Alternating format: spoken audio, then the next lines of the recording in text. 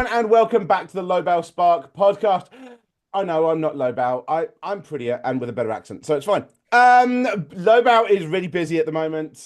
So as happens occasionally, I am a guest host. So if you don't know me, I'm up for the challenge. I have a podcast called the It's Good to Talk podcast, which obviously you should go and watch after this or before this. But it's fine. In fact, just go and watch that.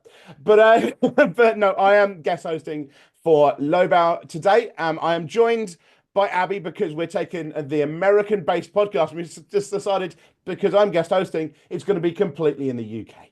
So I am from England. Abby is from Wales. We're going to be basically talking about stress, anxiety, university studies, everything like that. But how are you doing, Abby? Good. Happy. Just good, happy. Before. Anyone that's wondering, we did a podcast for my channel as well, where I questioned a few things, but I'm not his Abby's friend also anymore.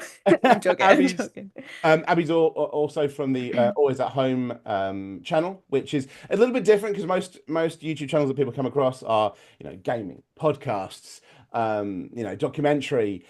Abby's is making things, dresses, jackets. Why have all things gone out of my head? Basically, if it's soft, she can make it. I'm just the idea of now knitting Yes. an apple. I could knit an apple. That could be done. Soft is it? Anyway, but and also, was it yesterday or today? You just got, well, it wouldn't have been today, would it? You tit. Yesterday or somewhere similar, you just got tested for ADHD, which is what I'd said to you before Christmas. You Mm, probably had, but mm. you've just been tested. I got tested, I think it was last week. Yeah, because it started off as a dyslexia test. Hmm. Because that's like pretty common knowledge for me. I've struggled with spelling and stuff since I was young and reading. So, but I never got properly diagnosed with it. And I don't know if, sorry, I have a wand in my hand. Um, ADHD. So I don't know if this is like a thing elsewhere. I have a feeling it's not. But there's a thing called disabled students allowance in the UK. I doubt it's anywhere else. Where essentially, if you've got any kind of disability, whether it be like a mental thing or a physical thing, you get extra grants from the government to help you through the studies. And depending on how severe the disability is, depends on how much money you get, etc. So my teacher, when I first said I might have it, suggested that I got tested, and I didn't because I forgot. And then a while into the course, there was an essay writing assignment, and she said to me, I think it would be wise if you did. And I thought, okay, we'll get tested for that. And then while I was there, she said, shall we do an ADHD test as well? And I thought, okay, yes, we'll do that too. I feel like that wasn't the standard. She just kind of went, oh, honey. Um, Yeah. but yeah, I mean, I think they might have something similar in the US. I think different places have something like it, but just in different forms. But so similar-ish when I was at uni. So I'd been kind of tested for dyslexia at Mm. school and at college. For anyone in the US, college for us is 16 to 18, not university. Um, and then when I got to university, I did one module where for the essay I got like one of the lowest grades. For the presentation, I got one of the highest grades in the year, not even just in that module. And they went, mm, something is strange here. I think you need to get tested. They actually said like if it had been the other way round, we'd have just assumed you were cheating because if the written bit was the higher one, but they just went, we saw you deliver the other one, so we know that that's what you can actually do. And then it was like, oh yeah, no, you're definitely dyslexic. And then I got diagnosed with a load of other stuff similar to yours. They just kind of, yeah, you're just a whole bundle of fucked up. But the greatest thing was at school and college, like when they explained to me dyslexia, I went back on what they'd done and told me at school and college. I'm like, all the stuff they said just clearly said I was dyslexic. What the fuck? Why did I never get this beforehand? What? But so I mean, I mean, have people suggested maybe about the ADHD more than just me? Um, Yeah. yeah. Yeah, it's been something that's been brought up quite a lot because I'm always quite bubbly. In fact, growing up, Which is a we bit actually Welsh. thought I might have been bipolar because I would yes. So what it really was in hindsight was just me crashing. Right. So I would get really, really, really, really, really hyper about everything and excited, and then I would have like a week or maybe a couple of days where I would just be dead, like completely useless. Mm. And I would get grumpy at everything. I didn't want to talk to anybody. And that's leveled out. It probably was a teenage thing as well. That's leveled out now. But I'm noticing more recently now where I'll do this like weird thing. I don't even know if this is to do with it. I asked the woman who was testing me and she didn't seem to have heard of it before. Maybe you have. I stay. Like I can't help it. It's almost like a tick, like a spasm. I find a spot and I stay and I can't take my eyes away from it until this thing stops. I think that's quite common across neurodivergence in general. I think we all kind of just completely stare off because it's our own world, because that makes more. Yeah. Well, that's I can conscious. I can talk to people. Like I'm aware of the situation. I just can't move my eyes. It's Just bizarre. just don't do that in the gym, guys, because you forget where you're staring. Um, I did that the other day. A poor guy thought I was just staring into his soul. there's some guy that's just trying his personal best right now, and, and this girl just looking at him like, "Oh shit, I've got to do it now." You've just created that guy's personal best because you were staring at Pushed him to be better. him. Just gonna adjust my seating position. 1 second. Oh. Sorry. There we go. No, I mean, yeah. There's, I mean, the first time we chatted, I think I'd kind of said, oh yeah, I mean, the first time we chatted was actually through YouTube, and I kind of immediately went, hey, do you want to come into a mental health podcast? Which so kind of gives something away, maybe. That I thought maybe. But yeah, I think. It's one that's banded around quite a lot, but the worst thing is that for women, you don't get diagnosed as much because ADHD and this is where they could.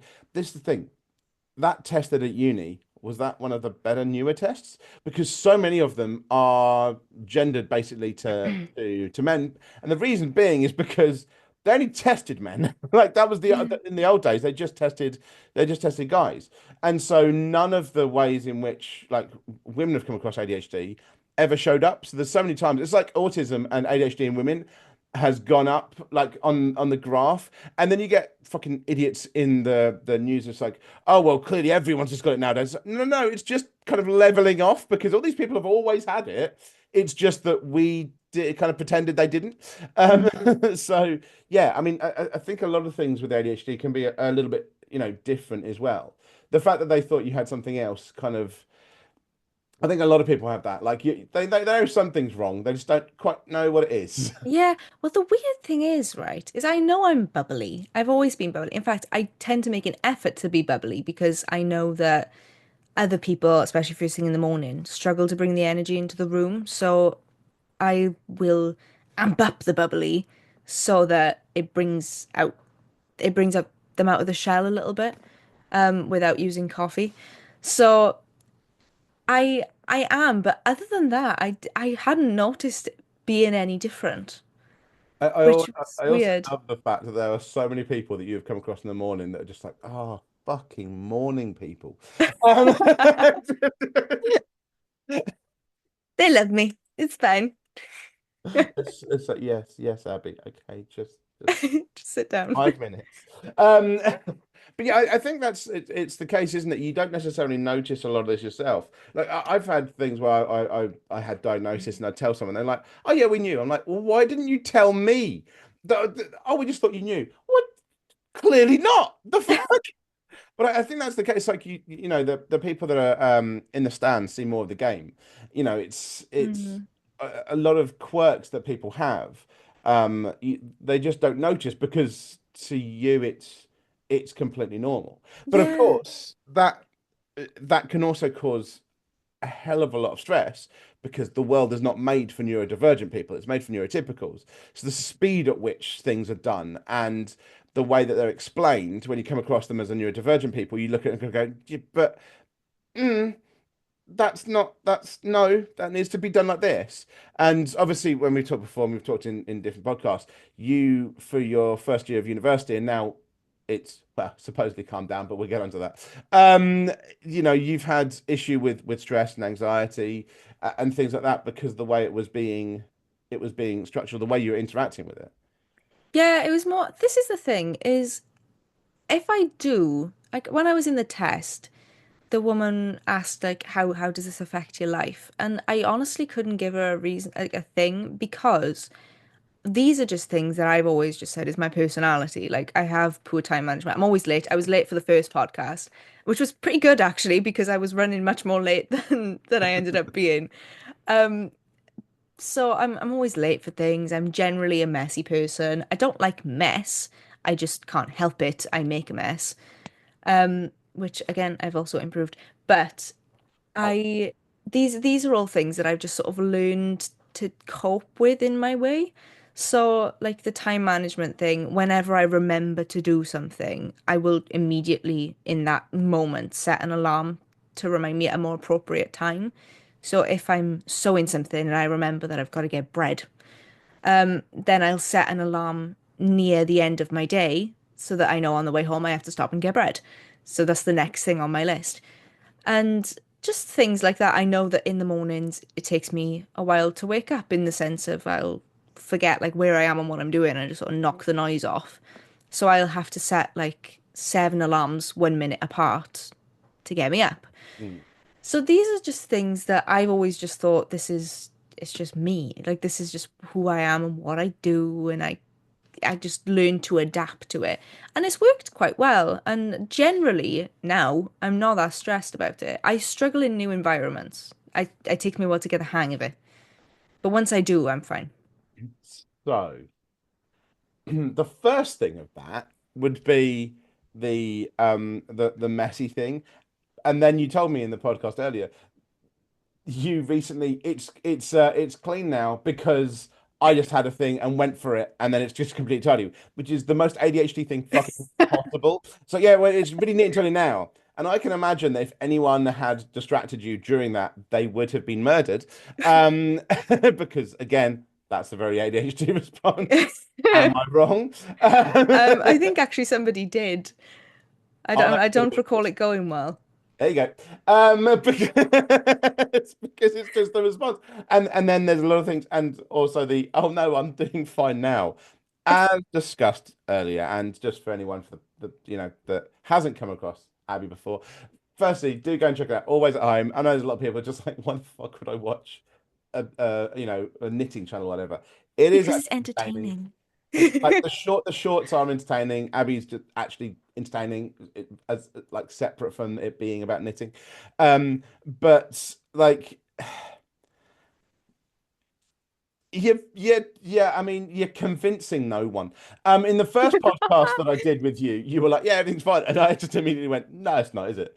And you're like, "Well, I don't really go out, and I don't really do this." It's like, okay, so there's a lot of I mean, there's a word for ADHD, autism, everything else. There's a lot of masking that's happening, and literally your description of "I'm always happy for other people," basically saying I mask in the morning. Like you're just describing neurodivergence in a way to make it sound like you don't have it, which is just, it's like But this is just normal, right? It depends on the definition of normal. I mean, we're normal. Neurodivergent is normal. It's the other fuckers that are weird. But it's, the way that you're describing it is very kind of, yeah, that's not what neurotypicals do. it's not, I don't have a problem with it. Mhm. It's just always been who I am. So I've learned to cope with it. So, and I'm not saying neurodivergence is a problem, ADHD is a problem, anything like that. It's absolutely not. If it's, if it helps, and everything, everything in between. It can be incredibly frustrating sometimes. It can also make you overwork because you get hyper focused on certain things. And someone in this chat, and fucking me, is going into university on their week off. Is Last time we spoke had basically not gone out at all, and I had to effectively order her boyfriend during the podcast to take her out and call upon her community to back me up. But no, yeah, no, absolutely doesn't affect your life in any way at all. No. Just, just look pretty and smile. It's, it's that's the thing. I think we all manage our issues in different ways, and for some of us it's better than others. But the biggest thing that I think we all, anyone that suffers or doesn't suffer, anyone that has a mental health issue in some way, we all fuck ourselves up, but we don't realize we're doing it because it's the way that we've done it. And I've had this discussion with the actual person that is the host of this podcast. Hello, Bow. Call you out, motherfucker. Just like we all do these things where it's just like, just as simple as just go to fucking bed. And I'm well aware for anyone out there, yes, I don't sleep. Shut up. But like simple things like that, there are things that we do that just doesn't like it seems normal because that's the way that we've dealt with it. But it's like it's so strange, especially to a neurotypical world, because they've never had to do something to deal with something. They just the world is made for them. It's not Mm. made for us. That's why we change the world. Um, Dictators are fine if you're the dictator. Um, but yeah, so much of the way you've described it is a masking and a kind of cover up of your own. Yeah, no, I'm fine, and everyone thinks I'm fine, and everything. Yep, yep. I mean, there's a lot of kind of just being Welsh in that as well. If anyone that's wondering, anyone outside of the UK that's going, what the fuck are you talking about with Wales? Um, the Welsh, I mean, Abby's accent isn't that strong, but the Welsh just sound like they're fucking singing all the time. Um, like the Well, joke. this is the thing. My accent isn't that strong when I'm recording because because I've been told it's distracting.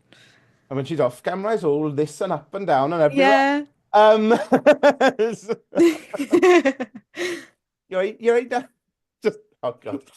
Yeah, it's the Welsh is very up and down and very bouncy in which I guess kind of makes you a certain way because it is a bouncy language.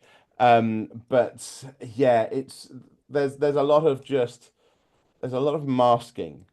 And you literally described yourself masking, but just said, "Oh, I do it for other people." Again, basically what masking is for. It's because masking isn't for you because it doesn't matter. Like it's so that you kind of fit in and make everyone else feel more comfortable. Oh, wait, that's just what you just said. Um, so yeah, I think there's a lot of things go into it. I mean, stress and anxiety is an interesting one because I think they come at the end of it. Like last time we talked, and you said this yourself, like you were very stressed, you were anxious, you just didn't admit it. Yeah.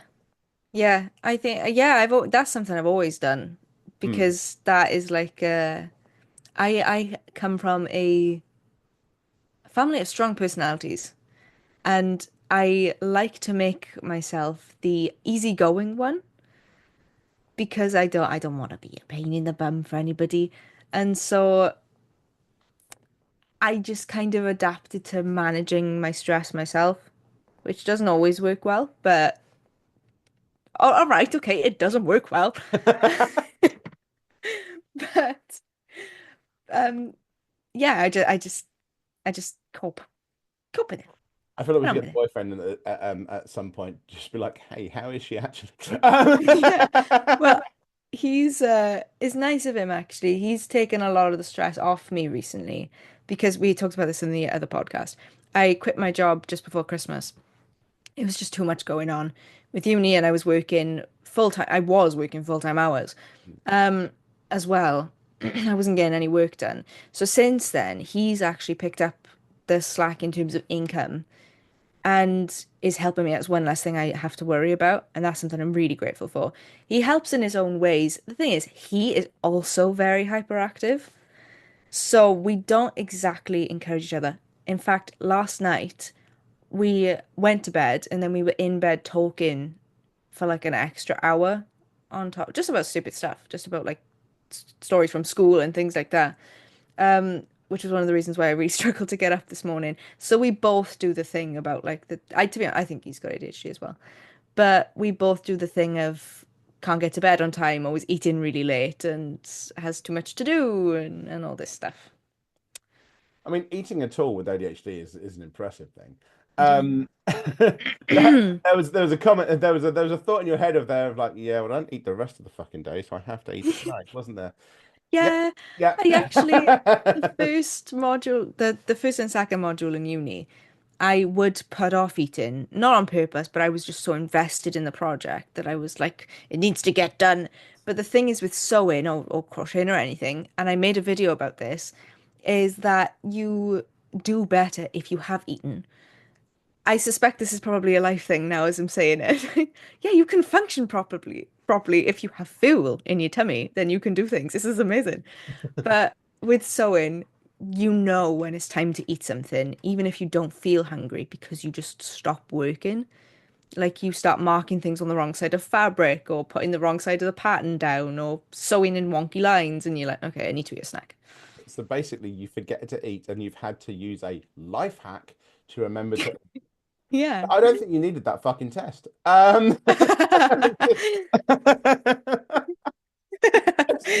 You need like the idea of like some kind of life hack to remember to eat. Yeah, yeah. This is just, but just forgetting the rest of the time. I was like, yeah, yeah, that'd be ADHD.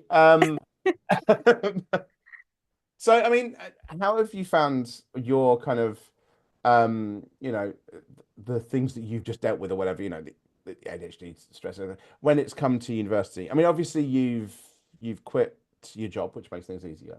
Mhm. And you're coming to the end of year, which whatever she's about to say is a lie, and she's just trying to make it sound better. Just want to put that out there first. But how are you finding it now that you're at the end of the year for uni and stress and everything, and just dealing with everything? Great. They told you, it's fucking a lie. No, I'm doing a lot better. I can see you sitting there going, um, yeah, I'm doing better. I'm happier than I was before. And the good thing is that my teacher in uni is very welcoming to all people, regardless of like how they work and everything. She was the one who pushed me to get the test done mostly, and she's saying to me, "Can you send me the results because I want to know what is going on in the little noggin."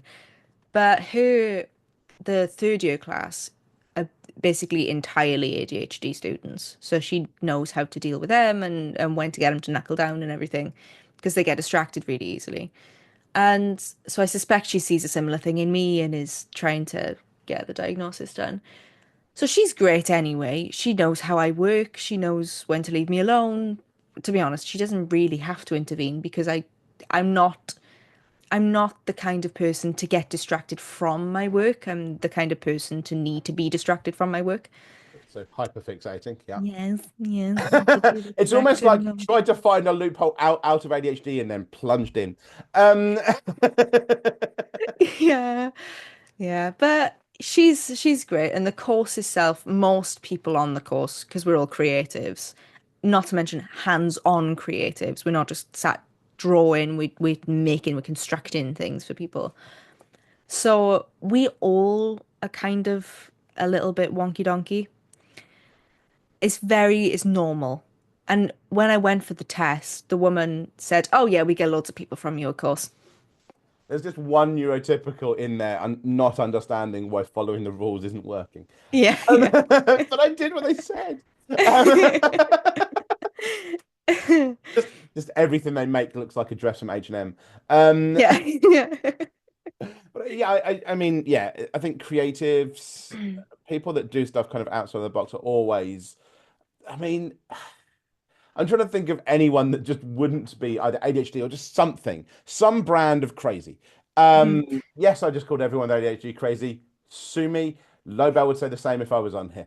But it's just everything, anything that I've got, it's all a bit crazy.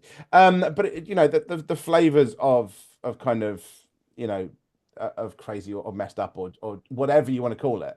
I think everyone that's creative has some kind of brand of it because it's you have to. It's like I remember. So when I was when I was doing my GCSEs. So for any Americans out that's from 16. It's end of schooling age for high school, secondary school.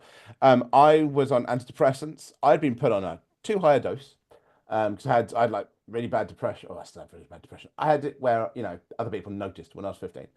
And then was taking medication 15, 16.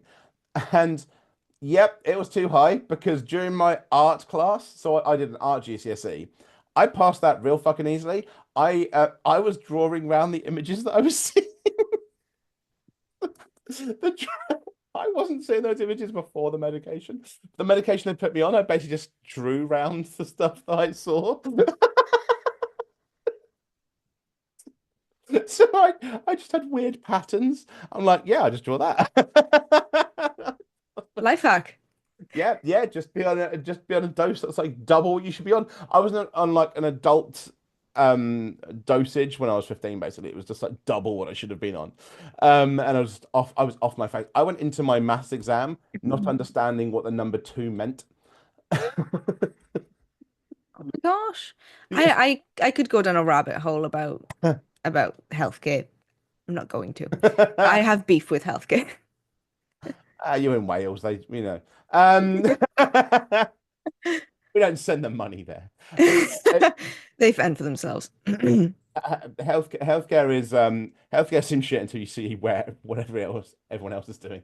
Yeah. But yeah, I mean it's always interesting with things like because creatives always have something a little bit strange. Because, like I said, if you're a neurotypical in that class, you'd just be there wondering what's going on because the way in which your lecturer's probably got ADHD for God's sake. Um, Now that you say oh, wait a minute. They it, split around the class and they just seem to be off the wall. I'm not joking. Everyone on that course, if you ask them, would say, I can't sit still. So they go home and they work on another project of some kind. So you have your uni project and then you have your home project.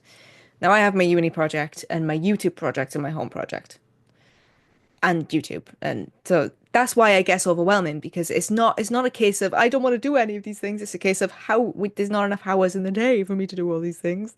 And that's when it gets stressful. But yeah, now that you mention it, yeah, So that's why you don't sleep, don't go out, don't take any time for yourself.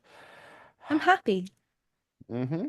Until you have a breakdown. Oh no, wait, you snapped and had a breakdown the other day. Just But look at the result. I have a clean bedroom. no, you don't because your boyfriend's there and his stuff's there now. I'm just slowly pushing the needles in. It's happiness with provisos, I feel. Uh, Mm. but yeah, I mean it's we're all working towards something better anyway with that. But yeah, I think it's interesting, especially when you're working, like you're a student working towards the kind of creative side of it, because it can all seem a bit like, but why have I got to do this now? And why can't I just do this? And why can't I just work in my own way? But I think it probably helps when your lecturer is also, on that same kind of wavelength as well. But Yeah. yeah. Okay, it's only a short one today. I say a short one. This is probably the same length as a Low Bell would do for a normal podcast, but I keep telling him to do longer podcasts. If anyone out there agrees with me, by the way, that Low Bell should do longer podcasts, he's gonna fucking hate me for this comment. Just make a comment. Just tell him to make them longer because I know podcasts should be longer. And by the way, for anyone out there, I've got many flavors of fucked up. None of them are ADHD, so I'm fine with longer. Um, but I just want to see the flash in Lobel's eyes. But yeah, thank you so much for joining us, Abby. Thank you to Lobel for allowing me to come in and guest host because obviously he's very busy. Thank you all of us for watching, and we will see you again next time. Thanks, everyone.